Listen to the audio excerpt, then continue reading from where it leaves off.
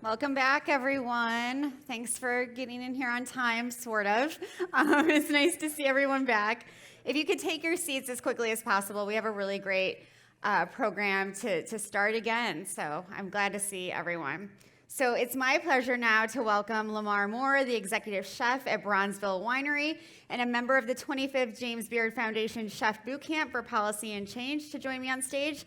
He was one of the chefs who made your delicious lunch. He deserves a round of applause. Okay, Lamar. We're also joined by Nina Oduro, the creative director and director of partnership development at Dine, Diaspora. Yay! Thank you both so much for being here. I'm so excited to talk to you both. So, Lamar and Nina, when Nina and I last spoke, because you ghosted us on our call, we talked about how she views networks as a propeller, as a propeller for change, and I really love that concept. So I'm wondering if you can both talk about the importance of connections and how they can be used to build a real food movement. So you get to go first, Nina. Sure. So just a little bit about the work that I do. I work both in Diaspora and Black Women in Food. Black Women in Food is our initiative that connects Black women throughout the food system, but also helps them advance in their careers. And when you talk about connection, it's central to my work and central to how I feel like the food system can propel itself, in the sense that we all know that the food system is vast, it's diverse.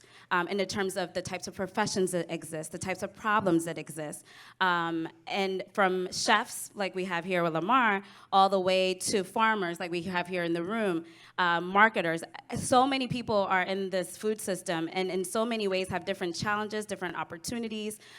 So connecting the dots, to me, is a full way of really reaching the best types of solutions. Oftentimes we're siloed in spaces. You know, if you're a marketer, you're in a space with marketers. If you're an advocacy person, you're in a space with advocacy people. But the work that we do really brings Black women together for those solutions that center around their identity issues in the food space. Oftentimes those issues are not being addressed by mainstream areas, and so bringing them together, not only to be in person together, but virtually, is really critical now, because we all know Black people are all over the world. So we have African women involved, people from Europe, everywhere, where Black people thrive and exist, are connected to create the solutions themselves. And I think that's what connection means to me. No longer do you have people creating solutions for other people's identities, but they are creating solutions for themselves and testing them out to see what will propel them for the future. I want to come back to that, Nina, because I think that point is so important, of ground roots action and people developing the solutions for their own problems and what they see needs to be changed. Lamar, what's a propeller for you? What drives you? For me, it's actually people. I think that's a challenge when we talk about, trying to figure out, like kind of cooking like today, is being able to get around chefs, understand the advocacy of food, not throwing away, talking about food waste. Teaching and training is like really, really huge too. I think for a long time, like we've stopped like teaching and training our students, our chefs. Like coming here and cooking, to me is like secondhand, but being able to then, work with chefs, networking, traveling is a huge component of that, because every chef cooks different. And every time I step into a different kitchen, I learn something different, but I'm also teaching it in the same acumen. And then also we talk about being in contact with the farmers. I think that, we've lost, the touch of what that is. I grew up on a farm with my grandmother. And so a lot of what I do is still instilled in me to really, really understand, the farm to table approach. My time in California was kind of the same thing. And, it's being able to touch backwards and then move forward.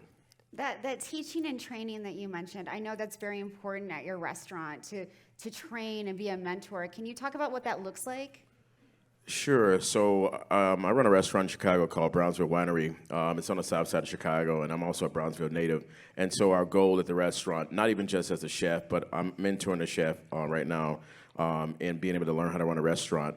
And so one of the owners is a DJ, and so we have an awesome DJ program where he then teaches DJs to be better DJs.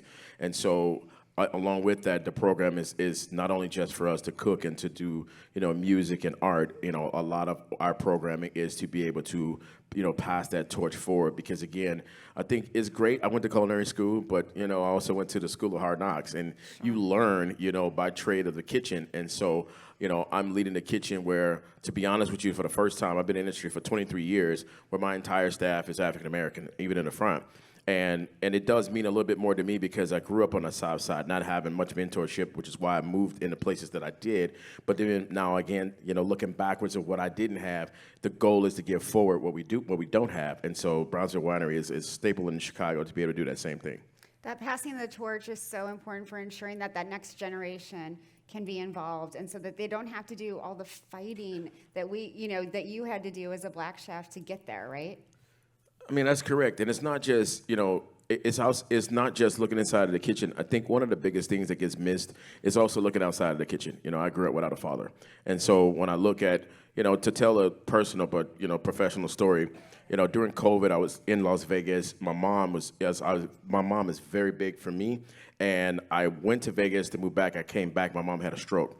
And so my older brother's in the Navy. My younger brother is a DJ, coincidentally. My other brother is also a chef.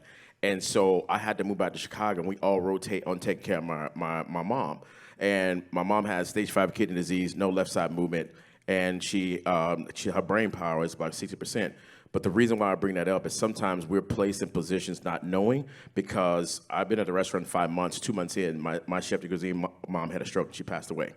So for whatever reason, I was able to give him not only leadership, but also leadership outside of the place, because I think when we talk about, those food advocacies, in my career, so many people come to work to eat. Some people come to work for family, and that is our goal every single day. When we talk about taking care of our teams, I think sometimes the industry or companies forget that people come to work because they don't have anything else.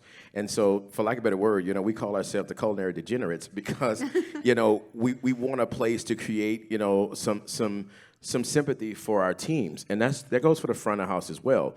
I'm sure a lot of you here, we build those, what we call family meals, because we want to excite our team about what we're doing for the day, but also being able to take care of our teams. And so many times in restaurants and stadiums that I worked in, you have so many employees that need that outreach in those programs where, a lot of the cities, even a larger city in Chicago, don't have enough money to be able to facilitate those programs.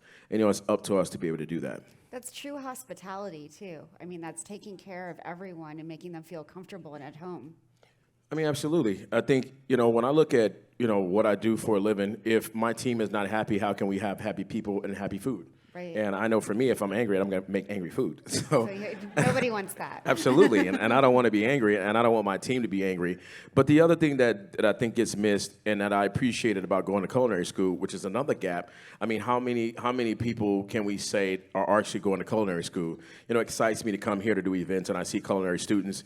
Definitely in Chicago, the culinary student, list is none, because there aren't any more culinary schools.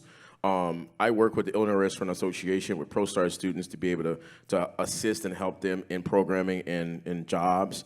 I work with CCAP and being able to do those same things. And I think it's super important to me to not only, to help develop the next generation, but also to incite some education that comes behind that. And I think the other big piece that gets missed is we talk about discipline. I even talked to my chef, and I said, it took a long time for me to earn a white chef coat.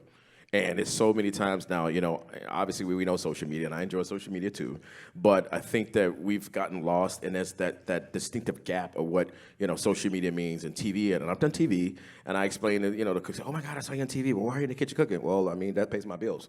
Right. I don't know how any different to tell you that, sure. But trying to help them understand that, the reason why I wear clogs, the reason why I wear a chef coat, the reason why my chef coat is always ironed and creased, and it's being able to explain that discipline on top of the culinary discipline, and then being able to go in the workforce and actually do the job the right way. Yeah, absolutely. So, Nina, if I can come back to you and talk about these really community-driven grassroots approaches, this is especially important for women in hospitality and culinary. Yeah, and I just wanted to add to some of the things that Lamar was saying is that, I mean, solution solutions should be driven by the people affected most by the issues. And I think to what end is, I always ask that question, right? To what end are we creating solutions? To what end are we solving problems for each other or a community? And I think to what Lamar says, I think it's, to sum it up, access to opportunity is what everybody wants. Everyone wants equal access to the same type of opportunities. Being invited to this room, I was overjoyed, but number one thing I thought is, who else that looks like me is going to be there, or who else can I bring next time? And so coming to learn, what is this really about? Who does it benefit? And to me, that's at the core of really looking at what women might need. How can women, Black women in particular, be integrated into spaces that they are not positioned to be in, and for whatever historic reasons, for whatever economic, social dynamics, political reasons, whatever that may be. And another thing that I wanted to add to the conversation was about some of the things that we do is also look at the gaps that the women are naming. And one of the critical ones and barriers to access to opportunity is funding. Right. Funding to grow to have your own restaurant, funding to grow your farm, funding in any aspect of it. That is the one key thing that all the women said, this is what we need. And oftentimes, programs are created and don't want to do that. They don't want to give you the money. They want to put you through a lot of training, a lot of X, Y, and Z, or a lot of things to get the money. And by the time you get the money, those problems still exist. And those training mechanisms didn't really provide the solutions to it. I think having full course programs, we have a grant now for Black women-owned restaurants to be able, that are actually on Uber Eats, to be able to get funding to, buy that fridge that they've been wanting. That's a lot of money. It could be very, tangible. Sure. To really bridging that gap to provide the opportunity, but knowing that just because you provide the opportunity is not the only solution or the main solution. Sure, and capital and investment is so important, and I think that's one of the reasons that the work that you do is so important with the Black Women in Food Awards and the Black Women in Food Summit. Can you talk about those? Sure. So my work started actually through Dine Diaspora. We do marketing campaigns, inclusive marketing campaigns in the food industry, focusing on people of color, Black people in the industry. And one of the things that we were noticing is that we were working with mostly Black men. Everybody wanted to work with the Lamars. Their faces are everywhere, but it also we had to recognize that we are in a fuller society. We're in a microcosm in the food industry of a very, male-centric society in general. And as a Black woman, I had to check myself. Our team said, no, we're not going to fall into that. So we started to create mechanisms through which people can say it was easier for me to find Black women to work with. And that you couldn't say, well, I'm not going to think about it. There's somewhere to go. So Black Women in Food Awards, each and every year, centers Black women's contributions to the food system overall, from folks that are content creators to folks that are chefs. Adrienne Lipscomb is actually one of our honorees from our past years. And through that, they become part of our network, all the way to be able to invite it to our summit that we have.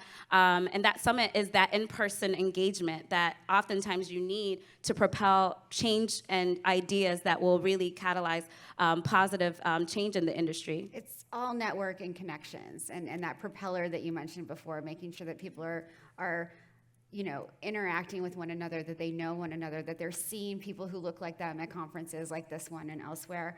I want to ask you both in the last few minutes that we have, chefs and folks in the hospitality industry are in such a unique position to be advocates. We heard that on an earlier panel today, and to push different policy changes. I'm wondering how you both think of using your influence to change the policy landscape. Well, being in Chicago, we definitely do that a lot. We're in a position, especially in Bronzeville, where we talk about, food securities, food safeties, and quite honestly, there are programs like this, with Nierenberg Ranch that propels us to be able to do and position ourselves better. We work with a local alderman quite a bit when we talk about, the change of the food in our stores. Some of the reason how I got here too is, I am honored I work beside Mariano's, which is a grocery store chain in Chicago, which is owned by Kroger. And so one of the things that I do is what Nina was talking about is being able to have stores in a neighborhood to where we can then have some reach to a lot of product that we are unaware of, and having some of the freshest, cleanest product as well. And so, when we talk about with Nierenberg Ranch, this was one of the things that we talked about at Mariano's, is being able to get people to understand like what the product is about. Because to be quite honest, I grew up eating a lot of pork, and then I got older and they say you can't eat pork, but then to be able to explain, the what and the why behind that from the farmer's perspective all the way to the store, we have a great hands-in, opportunity to be able to do that in the neighborhood and other neighborhoods. That's great. Thank you, Nina. I just want to add that my first degree is in politics. I'm not even a food person. And so I truly, firmly believe that there is really no change without policy. We have to go and get our bills and our laws in place for really big change to happen in society. And I think it happens at both ends, right? You can have grassroots change, but it has to come with some policies, some laws. That's really what transformation looks like in societies. And we have to keep folks accountable after those laws and policies are made. Right now, through our work, we're partnering with organizations like MAP, if you know MAP, to go to the Hill in September to advocate for family leave for women in the industry. So really, I think it's critical. But more importantly, I don't think anyone can do it alone. And so partnerships are important in that, and also propelling women that are already advocates, are already, activists. These women are at the forefront every day. Why not fund their work? Why not help them so that they can, advocate for the policies in a dynamic way and be transformational, because they're already doing it. Absolutely. Hear for that. I could talk to these folks forever. We are sadly out of time. Thank you, Lamar. Thank you, Nina, for joining us. Thank you. Another round of applause. Thank you.